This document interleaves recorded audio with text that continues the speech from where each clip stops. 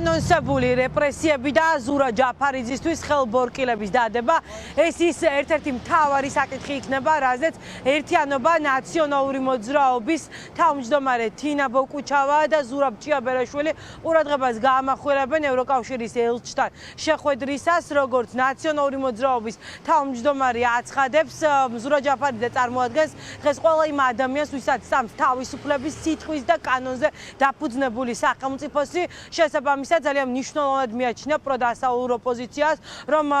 ცივილურმა სამყარომ ზუსტად იცოდეს, რა ხდება საქართველოში, როგორ დევნის ბიძინა ივანიშვილი ყველა ოპონენტს. დღევანდელ შეხვედრაზე ყურადღება ასევე გამახვილდება საქართველოს ტერიტორიულ მთლიანობასთან დაკავშირებითაც ერთიანი ნაციონალური მოძრაობა საკუთარ პოზიციას გაუზიარებს ელჩს.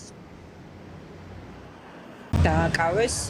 წულუკიანის განკარგულებით სრულიად უდანაშაულო ადამიანი, რომელსაც მათ შორის საზოგადოებას მინდა შევახსენო, ერთი დღე არ გაუტარებია ხელისუფლებაში, ამიტომ ზურა ჯაფარიძის დაკავება უმთავრესი საკითხი იქნება და ზოგადად ის პოლიტიკური რეპრესიები, რომელსაც აანონსებს და აპირებს ივანიშვილის რეჟიმი. ამავდროულად უმნიშვნელოვანესი საკითხი არის ჩვენი ქვეყნის ტერიტორიული მთლიანობის საკითხი, იმიტომ რომ მოგეხსენებათ კავშირის საგარეო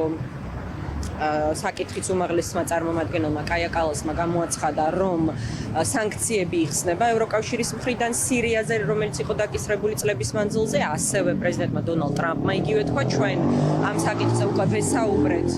ამერიკის შეერთებულ შტატებში საქართველოს მეგობრებს, მათ შორის ჯო ვილსონს, რომელიც თავის თავად ასევე ესაუბრა სირიის საგარეო საქმეთა მინისტრს, ასე რომ ეს საკითხი სირიის მხრიდან ჩვენი ოკუპირებული რეგიონების აღიარების უკან წაღება, უკან გაწევა, რაც არის სამართლებრივი აქტი და ჩვენი ქვეყნის ტერიტორიული მთლიანობის საკითხი, ასევე იქნება ერთ-ერთი უმთავრესი განხილვის თემა. ევროკავშირის საადამკვირვებლო მისიის ოფისში შეხვედრა სულ რამდენიმე წუთის წინ დაიწყო. შეხვედრის დასრულების შემდეგ უფრო მეტი დეტალი გახდება მედიისთვის ცნობილი.